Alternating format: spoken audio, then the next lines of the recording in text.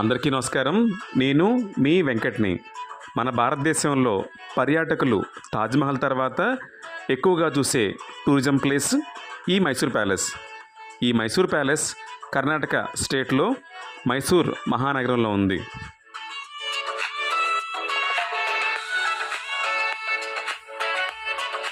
ఇది Mysore bus స్టాప్‌కి 1.5 kilometre దూరంలో ఉంది. ఈ మైసూర్ ప్యాలెస్ అసలు పేరు అంబా ప్యాలెస్. ఈ మైసూర్ ప్యాలెస్కి ఇరువైపులా ఎన్నో దేవాలయాలు నిర్మించడం జరిగింది. ఇది ఒక దేవాలయం. ఇది వరాహ స్వామివారి దేవాలయం. పర్యాటకుల్ని నార్త్ అండ్ సౌత్ గేట్ నుంచి మాత్రమే ఎలో చేస్తారు. ఇప్పుడు నేను నార్త్ గేట్ నుంచి లోపలికి వెళ్తున్నాను. సో మనం నార్త్ గేట్ నుంచి లోపలికి వెళ్ళగానే మనం ఫస్ట్ దర్శించుకునే ఆలయం వరాహ స్వామివారి దేవాలయం. దాన్ని దర్శించుకొని మనం ప్యాలెస్లోకి వెళ్ళొచ్చు.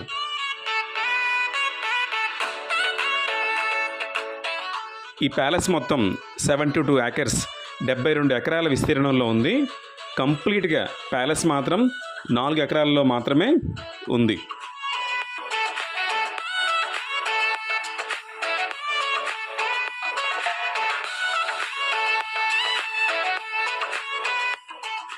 ఈ ప్యాలెస్ చుట్టూ ఎన్నో రోజ్ ఫ్లవర్స్ ఉంటాయి. చక్కగా గ్రీనరీతో కప్పబడి ఉంటుంది. ఈ ప్యాలెస్కి వెళ్ళాలి అంటే నార్త్ నుంచి సౌత్ నుంచి పర్యాటకులకి అనుమతి. మెయిన్ గేట్ నుంచి ఓన్లీ రాయల్ ఫ్యామిలీకి మాత్రమే ఎంట్రన్స్ ఉంటుంది. సో గుర్తుపెట్టుకోండి, మనం మైసూర్ వెళ్ళినప్పుడు తప్పకుండా నార్త్ గేట్ నుంచి మాత్రమే లోపలికి వెళ్ళగలం. మెయిన్ గేట్ ఎప్పుడు కూడా క్లోజ్ చేసే ఉంటుంది. అంత మాత్రాన ప్యాలెస్ క్లోజ్ అయినట్టు కాదు. మీరు ఆటో వాళ్ళ మాటలు నమ్మకుండా నార్త్ గేట్లో మాత్రమే పర్యాటకులకి టికెట్లు ఇస్తారు. టికెట్ కాస్ట్ పెద్దవాళ్ళకి 100 రూపీస్, చిన్నపిల్లలకి 50 రూపీస్. మీరు చూస్తుంది మెయిన్ ఎంట్రన్స్. ఈ ఎంట్రన్స్ నుంచి ఓన్లీ రాయల్ ఫ్యామిలీ మాత్రమే అలౌ చేస్తారు. ఈ మొత్తం మైసూర్ ప్యాలెస్లో ఓన్లీ 1/4 మాత్రమే టూరిజమ్స్ ప్లేస్. మిగతాది 3/4 రాయల్ ఫ్యామిలీ ఇప్పటికీ అక్కడే ఉంటున్నారు.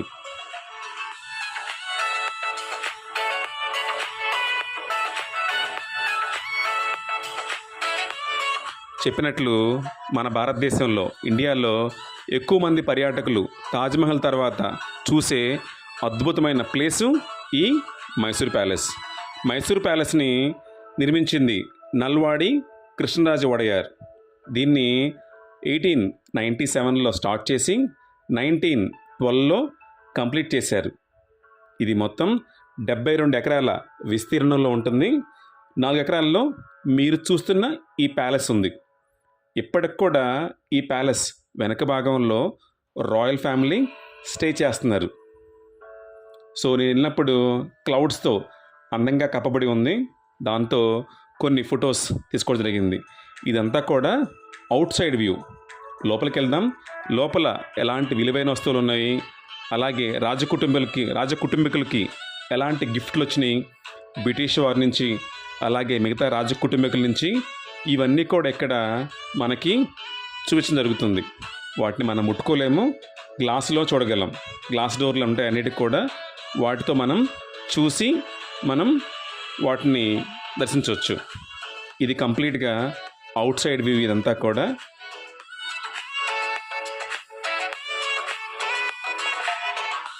ఈ ప్యాలెస్కి చీఫ్ ఆర్కిటెక్ట్ బ్రిటిష్ అతనైన హెన్రీ. లోపల ఇంటీరియర్ డిజైన్ చేసింది మన తెలుగువాడైన రాఘవుల నాయుడు. చెప్పినట్లు ఇది మొత్తం 72 ఏకర్స్లో ఉంటుంది. ఓన్లీ 4 ఏకర్స్లోనే మీరు చూస్తున్న ఈ ప్యాలెస్ ఎంట్రన్స్లో మీకు లక్ష్మీ అమ్మవారి విగ్రహం ఉంటుంది టాప్లో. అలాగే ప్యాలెస్ పైన ఉన్న గోపురం కంప్లీట్గా గోల్డ్తో చేశారు. అది కూడా 2.5 టన్ గోల్డ్తో పైన ఉన్న జెండా చేసింది. ఇదంతా కూడా ఇండోనేషియా డిజైన్లో చేయడం జరిగింది. దీన్ని చేసిన చీఫ్ ఆర్కిటెక్ట్ హెన్రీ ఎర్లీ.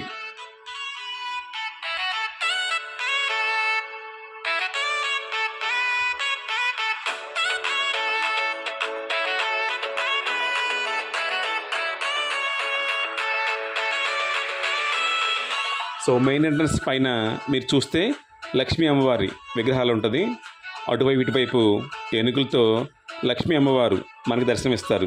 ఇదంతా కూడా అవుట్ సైడ్ వ్యూ.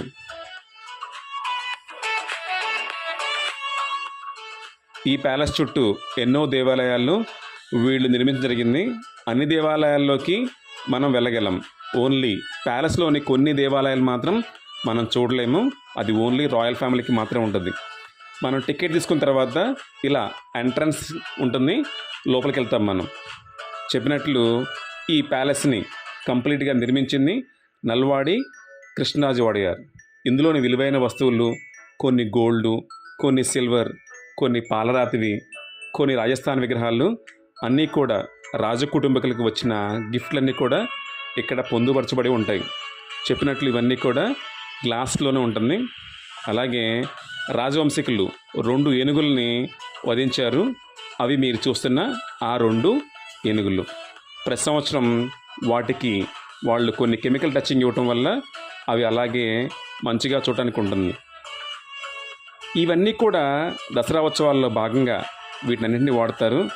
మైసూర్ అంటేనే దసరా, దసరా అంటేనే మైసూర్. ఈ మైసూర్లోనే చాముండేశ్వరి అమ్మవారి దేవాలయం ఉంటుంది. రాజకుటుంబకులకి ఆవిడ కులదైవంగా భావిస్తారు, వారి ఇంటి దైవంగా భావిస్తారు. ఇందాక చెప్పా కదండి మీకు, ఆ 2 ఏనుగులు ఇవి నిజంగానే రియల్ ఏనుగులు. వాటిని వధించి ఇలాగ పెట్టారు.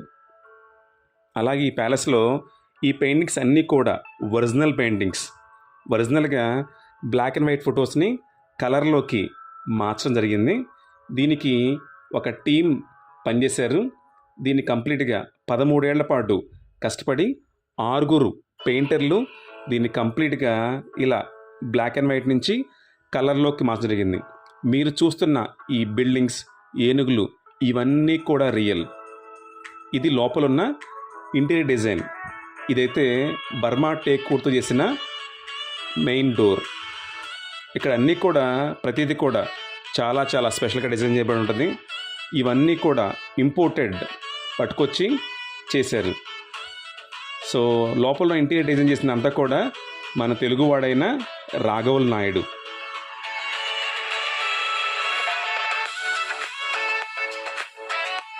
ప్రతి చోట కూడా గాలి వెలుతురు రావడానికి మంచిగా కిటికీలు, అలాగే మెయిన్ డోర్స్కి అన్నీ ఇచ్చారు.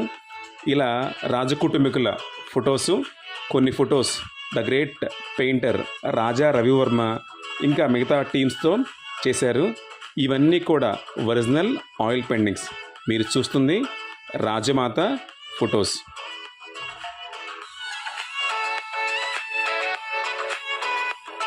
దసరా ఉత్సవాల్లో భాగంగా ఈ ప్యాలెస్ ఇంకొంచెం వైభవంగా ఉంటుంది. అలాగే ఆదివారాలు, మిగతా సెలవు రోజుల్లో లైటింగ్లో మనం చూడొచ్చు. ఈ ప్యాలెస్కి చాలామంది బ్రిటిష్ వాళ్ళు, అలాగే మిగతా దేశం నుంచి నలుమూల నుంచి కూడా రాజకుటుంబీకులకి ఇంటికి రావటం జరుగుతుంది. ఇప్పటికి కూడా రాజకుటుంబీకులు ఏదైనా ఫంక్షన్ చేసుకోవాలంటే ఈ ప్యాలెస్ చేసుకుంటారు. వారు ఈ ప్యాలెస్కి వెనక వైపునే ఉంటారు. మీరు చూస్తున్న ఈ కుర్చీ కంప్లీట్ సిల్వర్తో చేయబడి ఉంటుంది. ఇది ఎలిఫెంట్ 2 టీత్. ఇవన్నీ కూడా గ్లాస్తో కప్పబడి ఉంటుంది. ఇది లోపల డిజైన్. ఏవైనా ఫంక్షన్లు కానీ ఇలా ఉన్నప్పుడు పర్యాటకుల్ని, విజిటర్స్ని అలౌ చేయరు. వాళ్ళ ఫంక్షన్స్ లేనప్పుడు మాత్రమే మనని ప్యాలెస్లోకి అనుమతిస్తారు. టోటల్ ప్యాలెస్లో మనకి ఓన్లీ 1/4 మాత్రమే అలౌ ఉంటుంది. రిమైనింగ్ 3/4లో రాజకుటుంబీకులు ఉంటారు. ఇది అంబారీ. దీనిని దసరా ఉత్సవాల్లో అమ్మవారిని ఊరేగిస్తారు. చాముండేశ్వరి అమ్మవారిని ఊరేగించడానికి వాడతారు. మీరు చూస్తున్న ఈయనే కృష్ణరాజు వాడియార్. ఈ కంప్లీట్గా ఈ ప్యాలెస్ని నిర్మించింది ఈయనే. ఈయన బాపూజీకి అత్యంత సన్నిహితుడు. ఈయన ప్రజలకు ఎప్పుడూ అందుబాటులో ఉండేవారు. అందుకని మహాత్మా గాంధీ ఈ ప్యాలెస్కి వచ్చినప్పుడు ఈయన్ని రాజర్షి అని పిలిచారు. రాజర్షి అంటే రాజుల్లో గొప్పవాడు. ఈ కంప్లీట్గా ఇంటీరియర్ చేసింది మన తెలుగువాడైన రాఘవుల నాయుడు. ఒక్కసారి రాఘవుల నాయుడు గారు అలాగే కృష్ణరాజు వడయార్ ఈ ఇంటీరియర్ గురించి మాట్లాడుకున్నప్పుడు ఆయన పేపర్స్ మర్చిపోయారు. అప్పుడు వారు భోజనం చేస్తుంటే భోజనం తినే పళ్ళెంలో కొంచెం పెరిగేసుకొని ఈ కంప్లీట్ డిజైన్ని చూపించడం జరిగింది. ఈయనే ప్రస్తుతానికి ఉన్న రాజు.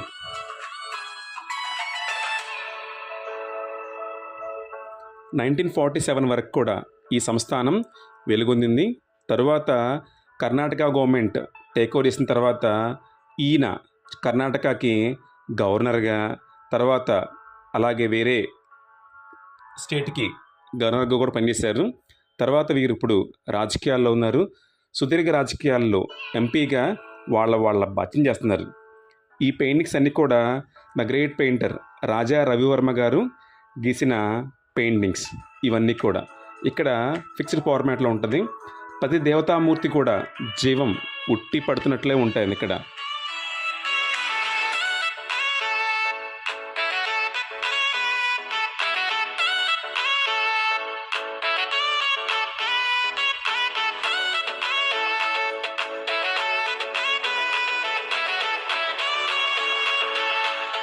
ప్రస్తుతానికి రాజులు రాజ్యాలు లేకున్నా వీళ్ళ సంస్థానం మాత్రం వాళ్ళంతా కూడా అలాగే ఫాలో అవుతారు. ఇప్పటికి కూడా వాళ్ళు ఈ రాయల్ ఫ్యామిలీని రాయల్గానే చూస్తారు. మనం సినిమాలు చూసినట్టు సేమ్ టు సేమ్ ఫీలింగ్ అయితే ఉంటుంది. అలాగే వాళ్ళు జీవన విధానం కూడా అంతే ఉంటుంది. ప్రజలకు ఎప్పుడూ అందుబాటులో ఉంటూ మంచి చేస్తూ ఎన్నో కాలేజీలు, ఎన్నో హాస్పిటల్స్, అలాగే ఎన్నో వాటర్ ప్లాంట్లు ఇవన్నీ కూడా నిర్మించారు. మైసూర్ ప్యాలెస్ నిర్మించిన తర్వాత దాని పరిసర ప్రాంతాలు, దాని గ్రామాలన్నీ కూడా వీళ్ళ హయాంలో ఎంతో మంచిగా డెవలప్ అయినవి. ఈ ప్రతి పెయింటింగ్ కూడా వాళ్ళ ప్యాలెస్లోని మెయిన్ డోర్ మీద ఉంటుంది.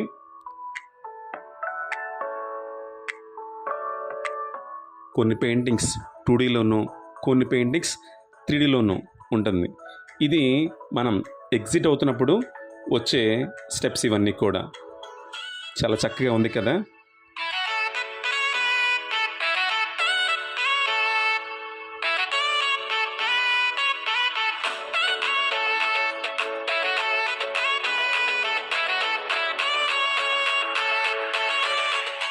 ఈ ప్యాలెస్లో ఫస్ట్ టైం ఇన్వెంట్ చేసిన లిఫ్ట్ కూడా ఉంది. పైకి వెళ్ళటానికి లిఫ్ట్ వాడతారు రాజు కుటుంబీకులు. ఈయనే ప్రజెంట్ ఉన్న రాజు. ఈయన చనిపోయారు. తర్వాత ఈయన కుమారుడే ప్రస్తుతానికి ఈ ప్యాలెస్ని హ్యాండ్ ఓవర్ చేస్తున్నారు. అతనికి 2016లో పెళ్ళి అవడం జరిగింది. అతనికి ఒక కుమారుడు. సో బయటకు వచ్చిన తర్వాత మరలా మన ఎగ్జిట్ గేట్లో ఈ దేవాలయాన్ని చూడొచ్చు. ఈ దేవాలయంని ప్యాలెస్ కన్నా ముందే నిర్మించడం జరిగింది. ఈ దేవాలయాన్ని శ్వేత వరాహస్వామి వారి దేవాలయంగా కొలుస్తారు. ఇక్కడ భూదేవి అమ్మవారికి, లక్ష్మీ అమ్మవారికి, అలాగే వరాహస్వామి వారికి నిర్మించడం జరిగింది దేవాలయాన్ని. ఎంతో అద్భుతంగా ఉంటుంది. త్రికోణాకారంలో ఉంటుంది. ఈ దేవాలయానికి క్షేత్రపాలకుడు ఆంజనేయ స్వామివారు. మైసూరులో, కర్ణాటకలో మనం ఏ విష్ణు దేవాలయానికి వెళ్ళినా కూడా అక్కడ క్షేత్రపాలకుడు ఆంజనేయ స్వామివారే ఉంటారు.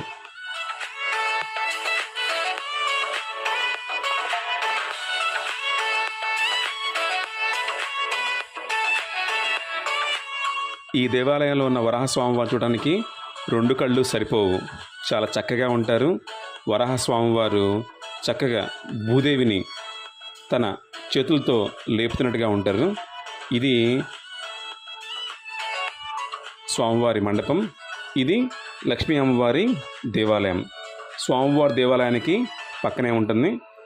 మీరు చూస్తుంది వరాహ స్వామివారి దేవాలయం. పక్కనే లక్ష్మీ అమ్మవారి దేవాలయం కూడా ఉంటుంది.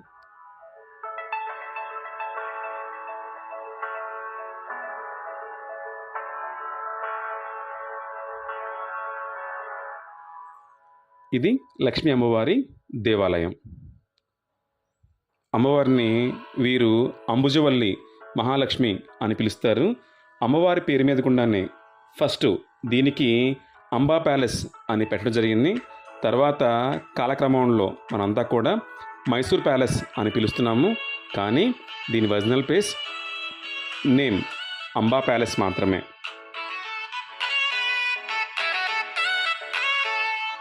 మీరు కూడా మైసూర్ వెళ్ళినప్పుడు తప్పకుండా మైసూర్ ప్యాలెస్ని చూడగలరనుకుంటున్నాను. చెప్పినట్లు పెద్దవాళ్ళకి టికెట్ వచ్చేసరికి 100 రూపీస్, పిల్లలకి 50 రూపీస్. ఇది నార్త్ గేట్లో ఉన్న ఎగ్జిట్ గేట్ ఇది. సో ఇక్కడి నుంచి మనం బయటకు వచ్చి బస్ స్టాప్ కానీ మన వేరే ప్లేస్కి కూడా వెళ్ళొచ్చు. ఈ వీడియో మీకు నచ్చింది అనుకుంటున్నాను. Thank you very much.